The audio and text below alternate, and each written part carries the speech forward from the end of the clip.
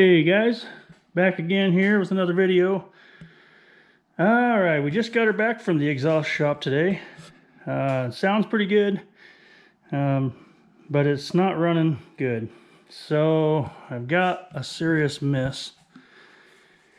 So I've got to figure out whether it's plug wires or coil or injectors, or if it just needs a tune. It's backfiring a little bit, so it could be something to do with timing, which I don't know how that's all set with the computer. Maybe you got to have it tuned to do that too. I'm not sure, but it feels like sounds like it's missing a whole cylinder. I don't know. It's pretty rough. So I just picked up one of these testers. We're going to check all the cylinders and make sure every coil's working. Make sure we got spark going to each cylinder, and then kind of go from there. It actually sounds pretty good, other than the miss. Let you guys hear it real quick here. It's nice and quiet up front.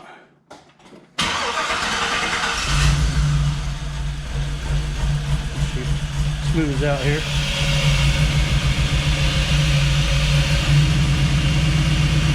Now, it could just be a setting or something that I have. It's nice and quiet up here, but you can see the shake. We did run duals, both sides, true duals, all the way out the back, so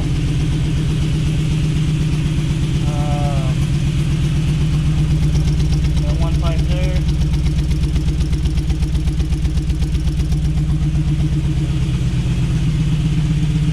The other one coming out on this side.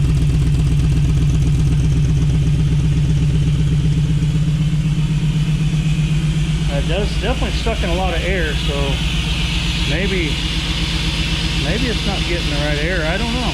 We're going to mess with it and see. I'm going to have to take that off anyways to get the spark plugs out, or the wires off, and kind of go from there. So I'll be back with an update here shortly. Alright guys, here is the new exhaust. We got true duals, front all the way out to the back on both sides. No white pipes, no nothing. Comes off there. As you can see, they've welded onto my collector pipe and right up through. Let's check out the other side here.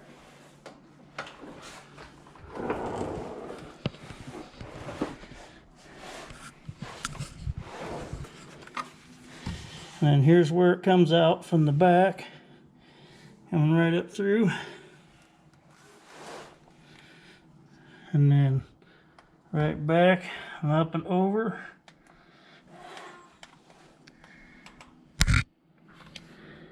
And then right out the back on that side. And here's the driver's side, all welded up. They did take out my bolt and shorten it so they could miss the frame. Still pretty close. Sorry, we're so close on the thing here. Goes right up over the cross member, if we can see it here. Right down the side there. And here's where it comes out in the back. Got two cherry bomb mufflers.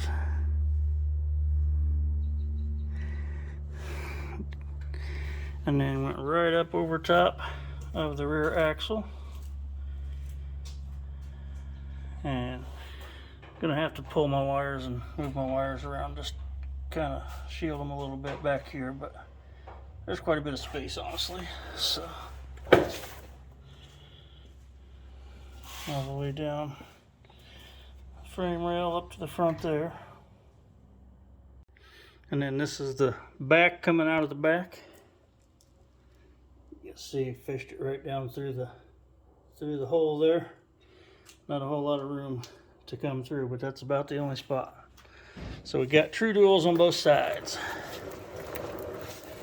Here's the passenger side again, coming right out behind the shock and up over the axle there. So looks pretty good, sounds pretty good. Just got to get our mist taken care of, and then we'll be good to go.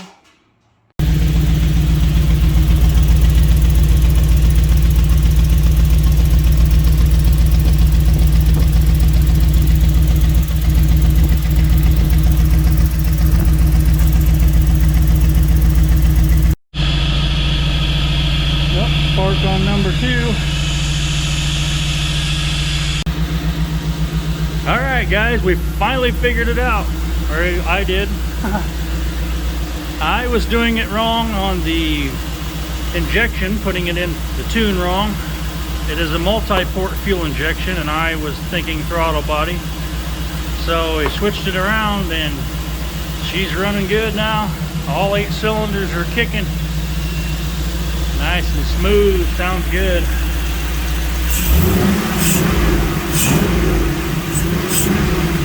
It sounds really nice.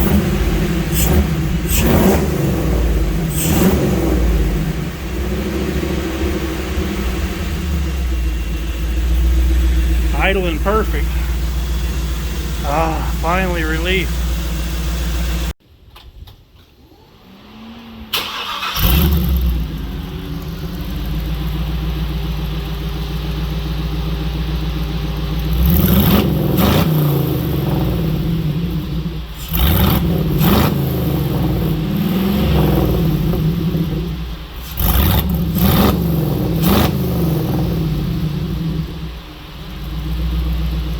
We are pretty much finished.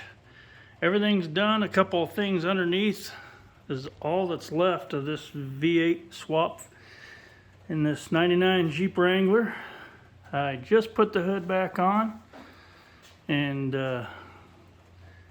got the last screws and bolts and stuff that I couldn't find found, and she needs a bath really bad, but it is complete. Everything is operating like it should. Wiring is a little bit messy still up there, but I'm happy with it. I'm not going to do much more. Maybe little odds and ends as we go, but definitely happy with everything.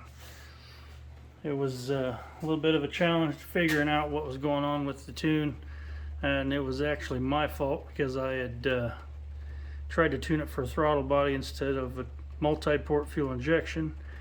So that's what was throwing everything off. After all the issues and testing and everything else, it was my fault, but I learned something from it, so got a lot accomplished, and it actually wasn't too bad, honestly, as far as the actual swap and stuff like that. I was really afraid of the wiring, but the wiring wasn't all that bad either. I did have some friends talk to me and helped work me through a lot of it over the phone. So on the few things that I didn't have right or couldn't figure out. So as far as the starter wire and the relays, making sure all that's hooked up correctly, I didn't have that right at the beginning and corrected all that. So, and then I had one wire, hot wire, grounded for the or something, I can't remember what it was now, but it was one of the wires up there. It was a hot wire in the Jeep harness that was actually grounded to the battery for some reason, and so I caught that and fixed that thanks to another guy helping me, and straightened that out, and got my neutral safety switch all working. That was what I was working on when we found the problem, I believe, so got that all taken care of. I am going to change the oil in it because it was running super rich, so my oil pressure is down just a little, so I'm sure there's fuel in the oil now, so I'm going to change the oil again, and which I was planning on doing anyways after I ran it a bit, because it's going to wash all that crap out of there that was in there from before. So, but everything's pretty much finished. I got to do the control arms underneath, which I can do those anytime. Got my panels put back on inside. I still have the flap on the plastic flap on the dash. I'm not sure if I'm going to take it off or just leave it on there. It's probably a nice protective cover, and you can still see fine. You can see the little tab there on the right hand side where you peel it off, but probably a good idea to leave it on there, honestly, and just run with it if it doesn't cause any issues. So I'm going to run into a problem with the exhaust and the upper control arms. I just realized that they welded the mufflers on, and the bolts for the upper part of the control arm won't come out. They hit the exhaust now, so I may end up having to cut the exhaust pipe off or the muffler off and change that, and then kind of piece it back together. Hopefully it'll not leak and we can get it straightened out. So But man, it sounds freaking fantastic. And we'll start it up real quick just so you guys can hear how easy it starts and idles. Fuel pump kicks right on and it just starts up and purrs.